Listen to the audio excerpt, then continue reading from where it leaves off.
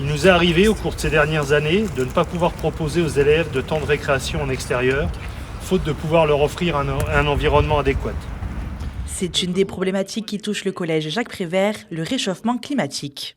Au cœur d'un milieu urbain, la récréation de cet établissement est en plein soleil et ne dispose pas de zone d'ombre. Après un appel à projet au sein des différentes sections, c'est celui de la classe de SECPA qui a été retenu pour permettre l'aménagement de 3 îlots de fraîcheur. Nous avons pris en compte les canalisations pour éviter de faire des erreurs et qu'il y ait à avoir des grosses répercussions sur le travaux.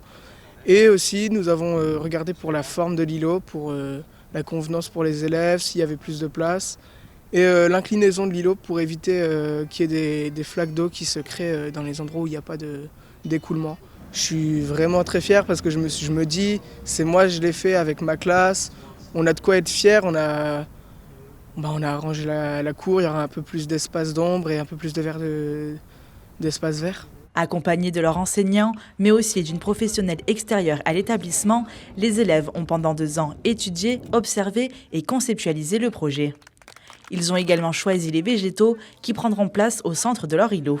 Le principe, c'était d'avoir 3 essences différentes. Donc on a un érable champêtre, on a un ginkgo biloba, qui est une essence plus exotique, mais qui est intéressante parce que c'est aussi une essence qui existait bien longtemps à la préhistoire, donc voilà, qui est un végétal qui fonctionne un petit peu différemment, donc peut-être que les profs de bio vont pouvoir aussi l'utiliser comme moyen d'expliquer des choses de manière très concrète.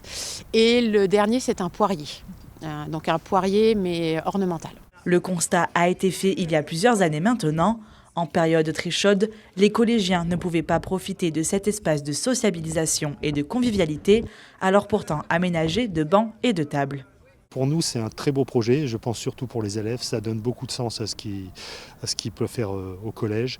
On a des élèves qui en SECPA ont parfois un parcours scolaire un petit peu chaotique et leur proposer un projet qui puisse mettre en valeur leurs compétences, c'était ce qu'on souhaitait. Donc on est très content de la façon dont ça s'est passé.